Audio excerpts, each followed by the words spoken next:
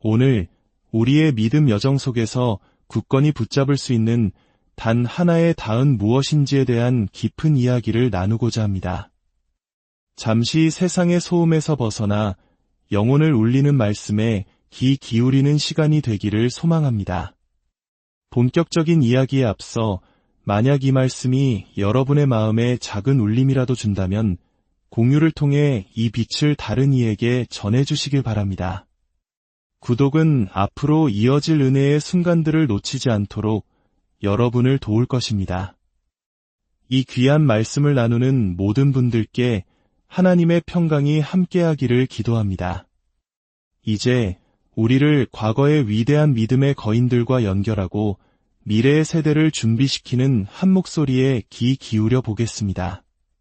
저는 오늘 여러분의 형제로서 이 자리에 섰습니다. 과거 저의 사명은 아픈 이들을 위해 기도하는 것이었습니다. 물론 지금도 그 사명은 계속되고 있습니다. 하지만 하나님께서는 제게 두 가지 새로운 임무를 주셨습니다. 첫째는 교회를 더욱 강건하게 세우는 것이고, 둘째는 다음 세대의 젊은이들을 하나님의 새로운 부흥을 위해 준비시키는 것입니다. 지난 몇 년간 주님께서는 제게 수많은 젊은이들 앞에서 말씀을 전할 수 있는 놀라운 특권을 허락하셨습니다. 이것은 수십 년 전 한 자매님이 제게 보여주셨던 환상과 정확히 일치합니다. 1980년대 로이스 갓이라는 이름의 한 귀한 분이 저희 집에 머물렀습니다. 그녀는 제게 말했습니다. 당신에 대한 환상을 보았어요. 머리는 새하얗게 변했고 걸음은 조금 느려졌지만 당신 앞에는 수천 명의 젊은이들이 서 있었습니다. 저는 그 말을 결코 잊지 않았습니다. 그리고 지금 바로 그 일이 현실이 되고 있습니다.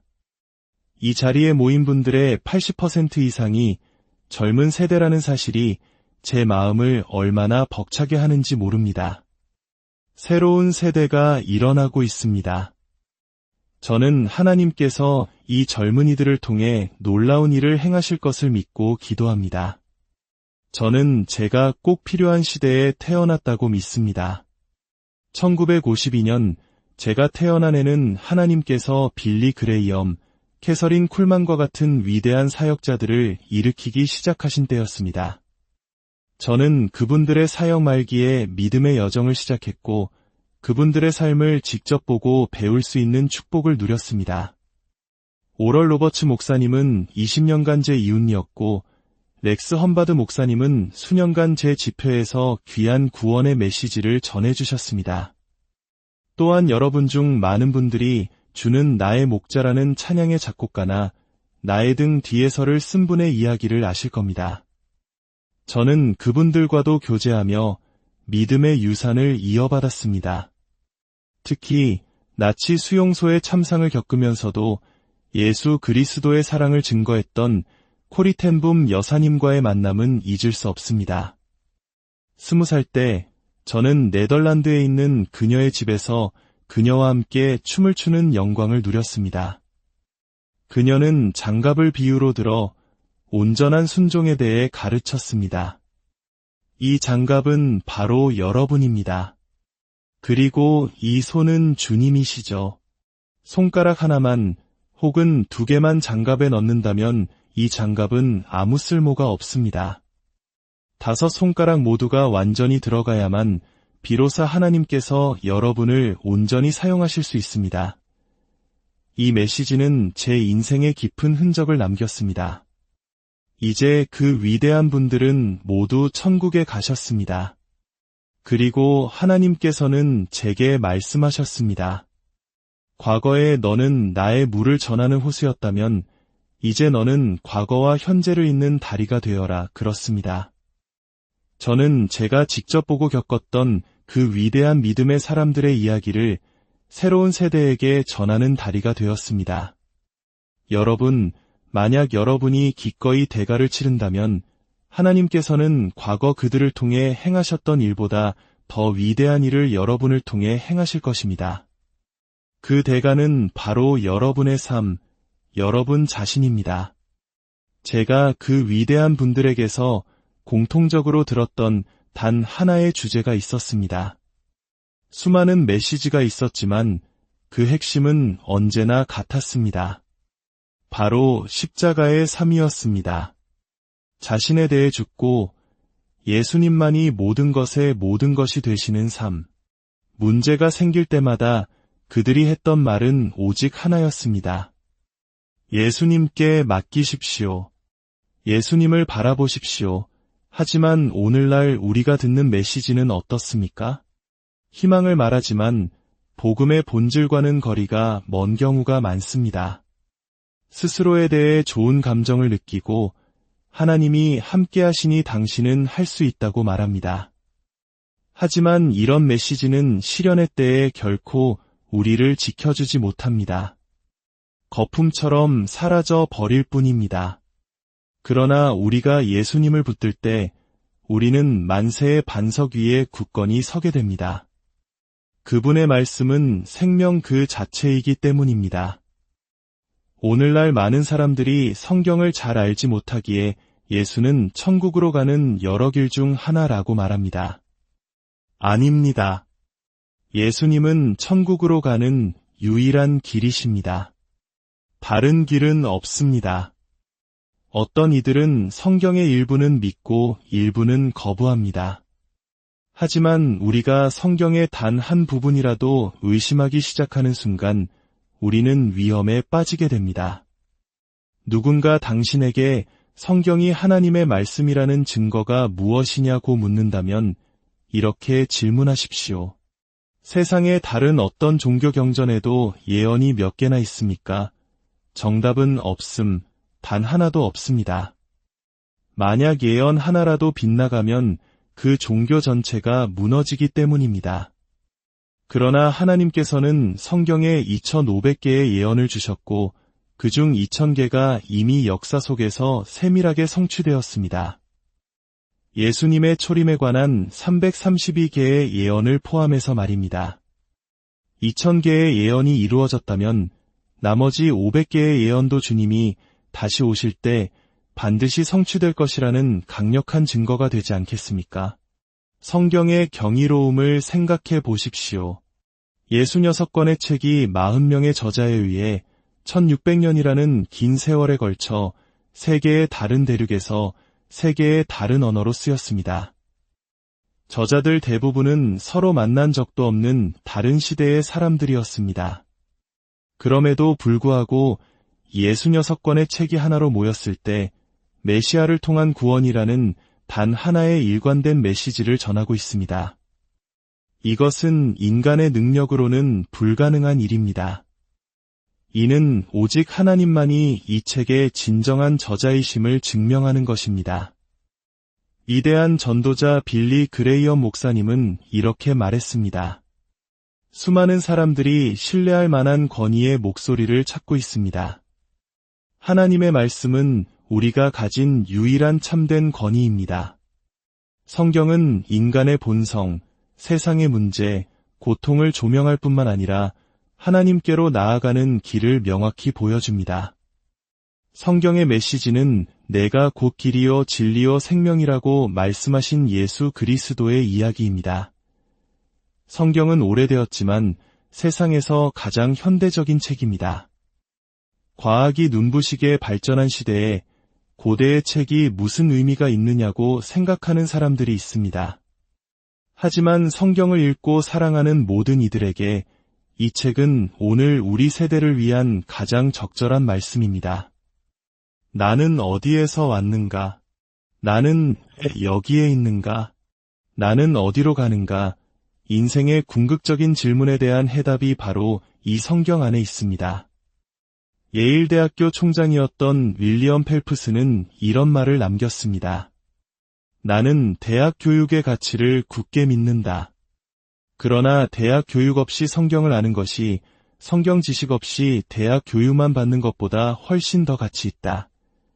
가장 큰 비극 중 하나는 누구나 펼쳐볼 수 있는 이 성경이 수많은 사람들에게는 닫힌 책이라는 사실입니다. 읽지 않기 때문이거나 읽어도 그 가르침을 자신에게 적용하지 않기 때문입니다. 사랑하는 여러분, 이 성경이라는 도서관은 여러분의 길을 비추는 빛이요, 여러분을 지탱하는 음식이요, 여러분을 위로하는 안식처입니다. 성경이 여러분의 기억을 채우고 마음을 다스리며 발걸음을 인도하게 하십시오. 지혜로워지기 위해 읽고 안전해지기 위해 믿으며 거룩해지기 위해 실천하십시오. 오늘날 많은 이들이 정신적인 고통을 호소합니다. 이에 대한 해답이 있습니다. 시편 기자는 주의 법을 사랑하는 자에게는 큰 평안이 있으니 그들에게 장애물이 없으리야 라고 노래했습니다. 그렇습니다. 우리에게 필요한 것은 약이 아니라 마음과 생각을 평안으로 채워줄 하나님의 말씀입니다. 우리의 마음이 말씀으로 가득 찰 때 악한 영이 틈탈 공간은 없습니다. 악한 영들은 빈집을 찾아다닙니다. 그들이 찾는 것은 은사나 능력이 아닙니다. 그 사람이 말씀으로 채워져 있는가, 비어 있는가 하는 것입니다. 말씀이 당신 안에 거할 때 어떤 악한 영도 당신 안에 머물 수 없습니다. 그러나 기억해야 할 것이 있습니다. 성령의 조명 없이 지식으로만 성경을 읽는 사람들도 있습니다. 그들은 종교적이고 율법적으로 변할 수 있습니다. 말씀에 생명이 없기 때문입니다. 말씀만 있으면 메마르게 되고 성령만 있으면 터져버릴 수 있습니다. 그러나 말씀과 성령이 함께할 때 우리는 비로소 성장하게 됩니다. 그러므로 우리는 기도해야 합니다.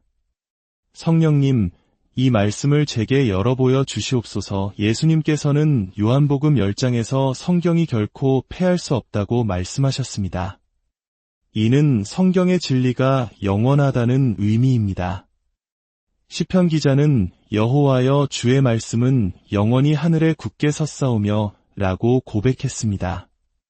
세상과 시간은 지나가지만 성경을 통해 계시된 하나님의 마음과 계획은 영원히 서 있습니다. 천지는 없어질지언정 내 말은 없어지지 아니하리라 고 주님은 약속하셨습니다. 또한 예수님께서는 마귀에게 시험받으실 때 자신의 경험이나 권위가 아닌 기록되었으되 라는 말씀으로 대적하셨습니다. 놀라운 것은 사탄조차도 성경의 권위에 감히 이의를 제기하지 못했다는 사실입니다. 사탄도 인정하는 성경의 권위를 오늘날 어떤 이들이 감히 부인한단 말입니까? 우리는 말씀으로 사탄을 물리칠 수 있습니다. 그러나 우리에게는 사탄보다 더 큰 적이 있습니다. 바로 우리 자신의 육신입니다.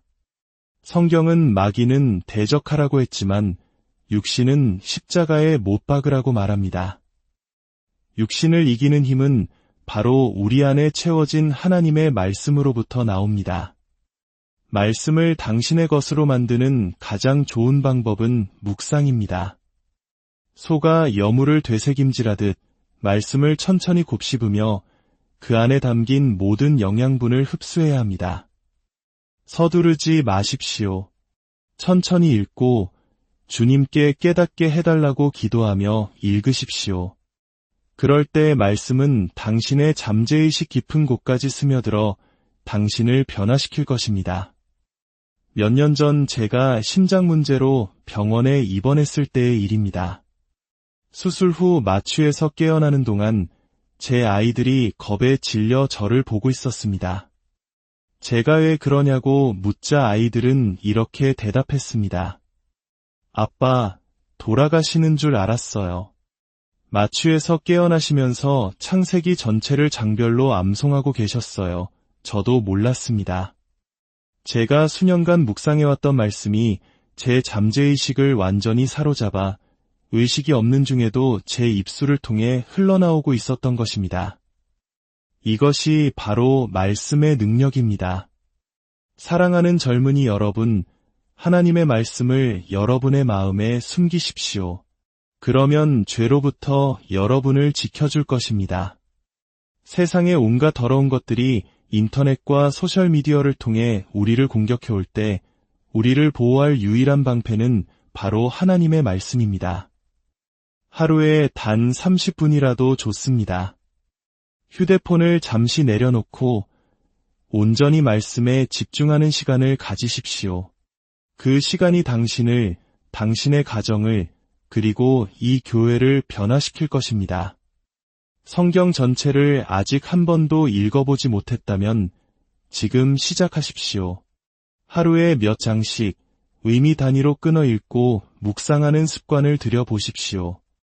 여러분의 생각보다 훨씬 쉽게 성경 전체를 읽을 수 있음을 발견하게 될 것입니다. 말씀이 여러분의 마음에 들어올 때 3가지 놀라운 일이 일어납니다. 첫째, 믿음이 살아납니다. 둘째, 죄에 대한 승리를 경험하게 됩니다. 셋째, 여러분의 내면이 말씀의 물로 깨끗하게 씻김을 받게 됩니다. 이제 2 손을 하늘을 향해 드십시오. 그리고 우리에게 이 귀한 생명의 말씀을 선물로 주신 하나님께 감사드립시다. 주님, 오늘 이 자리에 있는 모든 이들의 마음속에 당신의 말씀을 향한 거룩한 갈망을 심어주시옵소서. 다시는 말씀을 소홀히 여기지 않게 하시고 그 말씀을 읽고 믿고 살아냄으로써 주님의 영광을 드러내는 삶을 살게 하여 주시옵소서. 주 하나님 지으신 모든 세계, 내 마음속에 그리어볼 때 하늘의 별 울려 퍼지는 뇌성, 주님의 권능 우주에 찬네. 내 영혼이 주님을 찬양합니다. 위대하신 주, 얼마나 위대하신지요. 우리 주 예수 그리스도의 이름으로 기도합니다.